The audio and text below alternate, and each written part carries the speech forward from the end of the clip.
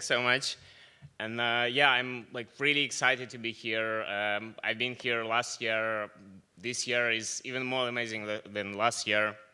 I'm really excited to talk to you about animations, and I will try to tell you sort of like a story and sort of try to demystify the creation process, the animation creation process, because sometimes it's a thing it takes time to understand like how to do it properly. So I'll try to lay it out. So just briefly about myself. After Ken talked about what I do, I'm developer advocate at Hasura. I am Google developer expert. I wrote a book on React Native. I consult clients, and I do web, mobile, VR, AR, and IoT. I like to say I probably need AI and blockchain to be on top of buzzwords. So in one world, I sort of like build cyberpunk future in a good way. And I actually have these stickers here, so if you want to grab them after the talk, find me. Now, I mentioned I work for Hasura. Hasura auto-generates high-performance real-time GraphQL on top of existing database. It can run anywhere where Docker can run, basically. You can connect it to any business logic that you want, and it has a venting system. Now it's like, has really cool performance, and you can read more about that if you visit hasura.io. And yeah, it's for free, because it's open source, so please also contribute. And you can actually go to learn.hasura.io, and if you're new to GraphQL, or if you want to know best practice in GraphQL, it's not only Hasura related, it's related to any technology out there. We recently published React Native tutorials with GraphQL and how we do that, so check this out. Now, to the topic of our talk, why do we need to animate in the first place, right? So I want to address that. And some people say, okay, I will animate because I can. I mean, I learned the API, why wouldn't I do that? But it's important to understand why we do that. And before that, before talking about animations, I want to talk about us as humans. We are visually driven creatures. This slide would have been dull if it were without background or without animation, right? So we are driven towards something visually compelling, right?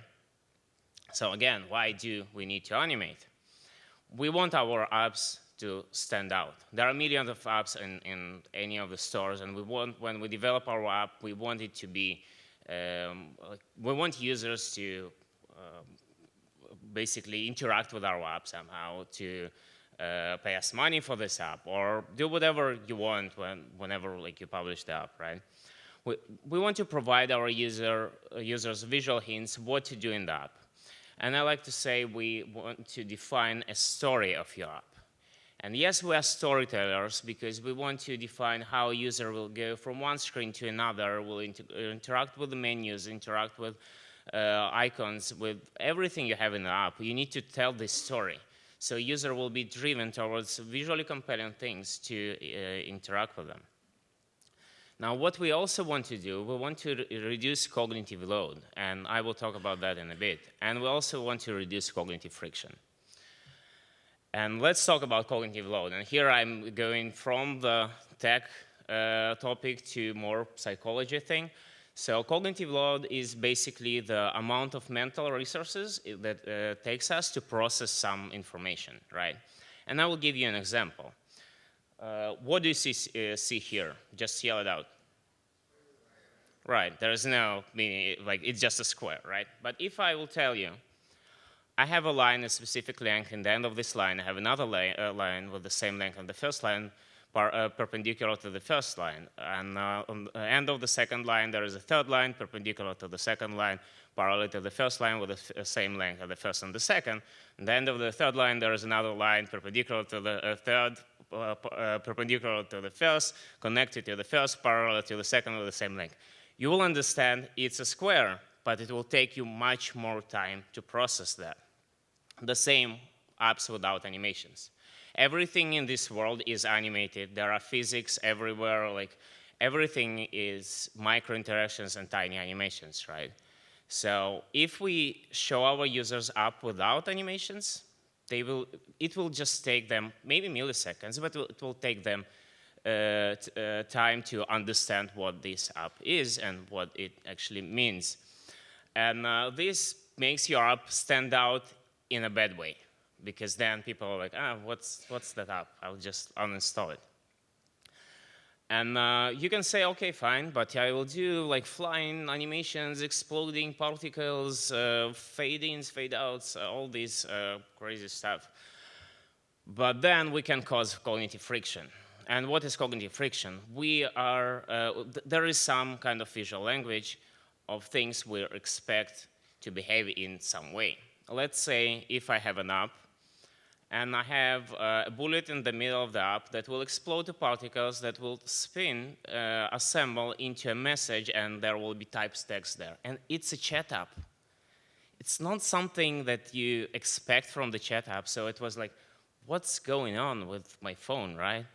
And that's because we need our UI to be predictable. We need to stick to the practices that are already there. I'm not saying don't invent anything. I'm saying learn from experiences of other people, learn from other apps that are out there that are working, right?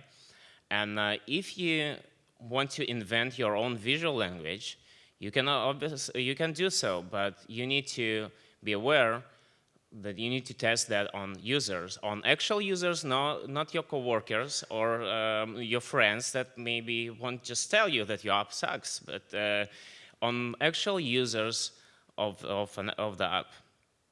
And UI should react fluidly to user actions, which brings me to another topic. And let's talk about animation types. And I'm not talking about hand-drawn Disney animations. I'm talking about animations in our apps. And let's look at these ugly model animations, so-called state-driven animation. What's happening with this model? This model is appearing and disappearing. What's wrong with that? The problem is I don't know what happened, right? What is the user action? If this is a form and the form is submitted, then what happened? It got error, it was sent, it was just canceled. So I don't know, right? Now, you're basically leaving your users in the dark, and I like to say you're basically shooting in every direction trying to get their attention. But you need to do something else. And let's see at this simple change, right? We can see that our form is opened and closed, right? So we can understand that it goes in the same place where it opened. Now, if I submit this form, it may fly to the right top corner. Or if there is an error, it may just shake into place, right? So it's different animations based on user actions. And this is called action-driven animations. And this is an example from Behance. And I would say this example actually a good one and a bad one. A good one is showing what is action-driven animations, but it's causing cognitive friction because it's too much. I mean, honestly, I wouldn't expect like the accordion to just flip and do like this type of stuff, right? So another type of animations is micro-interactions. And micro-interactions is something you even maybe haven't noticed. Like if you open a WhatsApp, you probably will see lots of micro-interactions you haven't seen previously. Let's, for example, look at the inbox notifications, right? So what we can see here on the right, top right corner, what we can see there, we can see spinning animations of the number, we can see color changes, slight opacity changes, text changes, fade-ins, size changes. So all of these in one single animation, which may be a tiny icon on your screen. So what's the point, right? Why do you invest time into this? Because this matters way more than this one. This one is too much, but this one gives you a feeling of, okay, this app is kind of cool. And sometimes you even cannot tell why it's cool, because like it feels cool, right? And this is because of micro-interactions. Now, there is a saying, magic is both in details and in the performance, and I'm not talking about like software performance, I'm talking about how you do this magic. And like to think, and basically I like to welcome you to sort of like React Native College of Wizardry. And why I call it magic? Because basically any sufficient technology, it's indistinguishable from magic. And let's do this like mental trip to medieval ages. One of you invent time machine, go to medieval ages, create React Native app, and show, here I have a new Facebook in medieval ages. It's either you will be the best magician of the realm, or more likely, you will be burnt at stake, right? So I like to think that all of us and all of you are magicians and storytellers, and we are telling here a story of a young Merlin, which is a mage, right? He's React Native mage, and he's experienced mage. He already knows Animated API. How many of you are using Animated API? He already knows Lottie. How many of you are using Lottie? And he knows Reanimated. How many of you are using Reanimated? Cool. So Merlin knows all these three, and he basically creates magic, right? So he gets a design from a proud artist, and he looks at the design and is like, how did you do that? And he gets like, it's magic, but I mean, Merlin is a mage, right? He's supposed to create this design, so how do he even starts, right? And he gets something like this. So he has a bunch of magic glyphs that are not loading, but for that I have the actual app. So let's scale it. So as you can see, these glyphs are here. If you click on a glyph, you get a list of spells. You click on a spell, have another glyph, and you have sort of like parallax scrolling. So he gets the whole thing. And he's like, oh, wait, how do I start, right? Like, how do I start creating this? And the main concept in animation and creating animations in React Native is sort of divide and conquer. You need to separate what styles are changing and go like one by one and understand what's going on. So we have micro interactions here, right? We've seen them, tiny bouncing icons. And we have Actiondriven animations because when I click on the or tap on the glyph, I get to another screen with some kind of interactions are different. We have screen transitions, and we have so-called shared element. The shared element is when on one screen there is an element in one position on one visual look, and then on the other screen there is another element. When we move from one screen to another, it kind of moves to that place. It's called shared element. And we also have gestures, animations on scroll behaviors. How many of you think there are gestures here in the app? How many of you are thinking it's on scroll behavior? What about the others? So it's on scroll behaviors, but yeah, we will see it in a bit. So the different style types are scale changes, are opacity changes, translate of X and Y. We've seen this for parallax. There are gestures, right? Which are basically, we're using on-scroll behaviors to create these gestures. And let's actually see in the code, or sorry, we will see the magic scroll of Merlin. Let's start with transitions of the shared element. Now for that, we'll be using React Native Fluid Transitions, which is a library that is using React Native Gesture Handler, and it's a library that uses React Navigation, which also uses React Native Gesture Handler. And basically, it gives you the shared element in a more convenient way. You can obviously do it yourself, but it exposes Fluid Navigator that gives you more syntax sugar.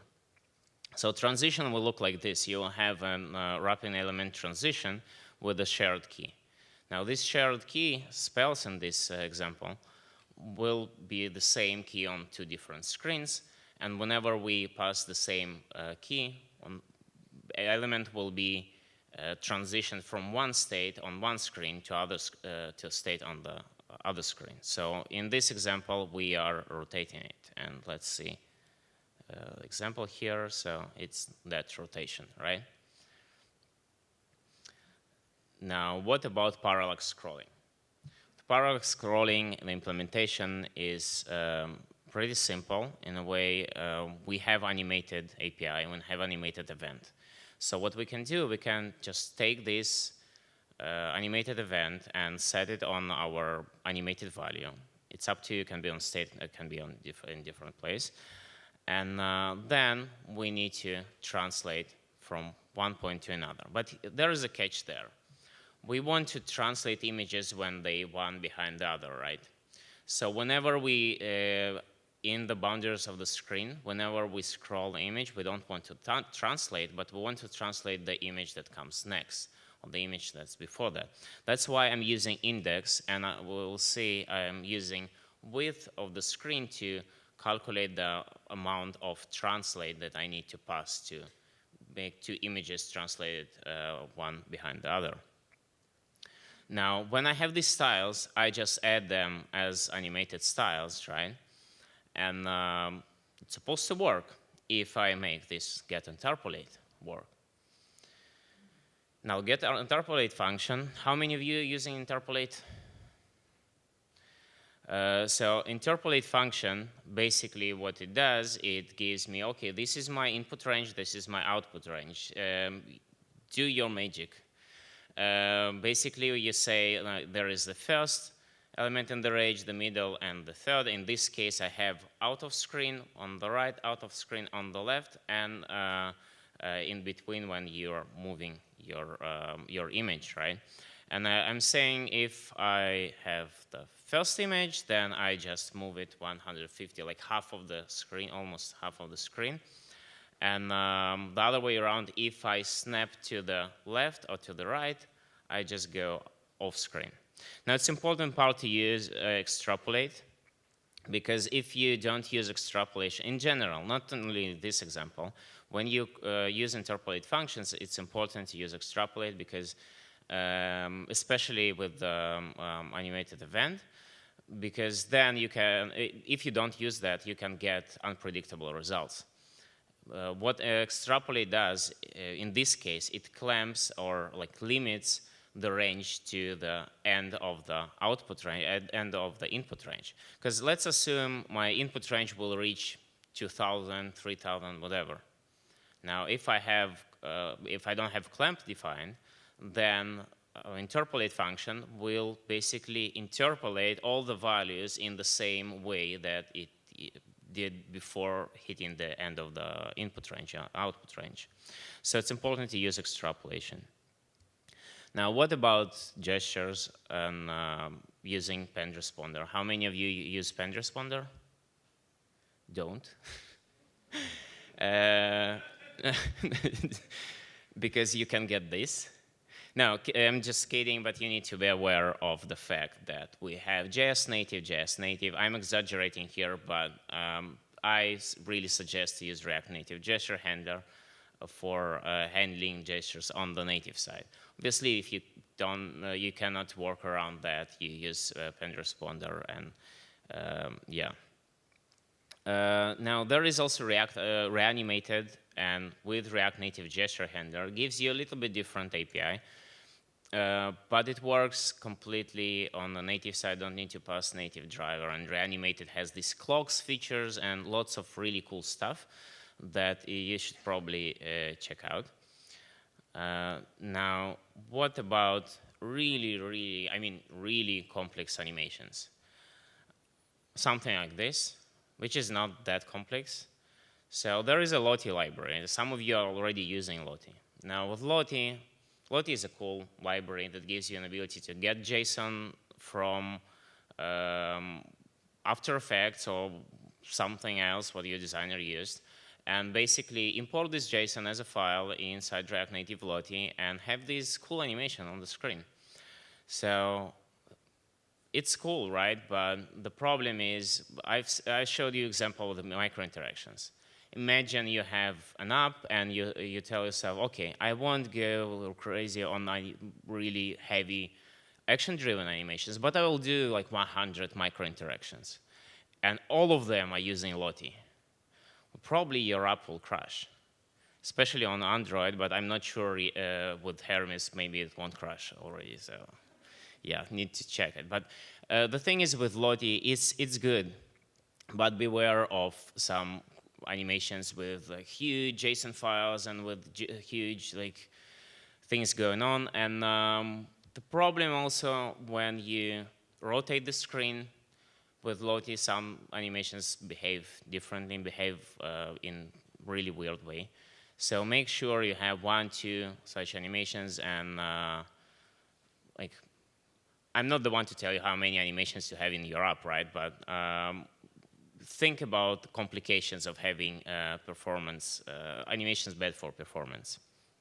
Now I have several takeaways that I want you to get from this talk, right? And the first one is animations are not that scary, like at all. Like what you need to do, basically, you need to understand how to separate them, to parse, divide them, and conquer the magic spell that designer gave you to create, right? And beware of state-driven animations. Sometimes you get from designer, you get the whole like animations, and you look at that and you say, you know what? It's state-driven animations. I won't do that. It's a good thing to say I won't do, but I mean, you work in the company, right? So you kind of need to interact with your designer. But like brainstorm together, think about something better, something better for users, something better for yourself also. Because action-driven animations will be easier to read later on. It will be easier to read the code if you write them correctly.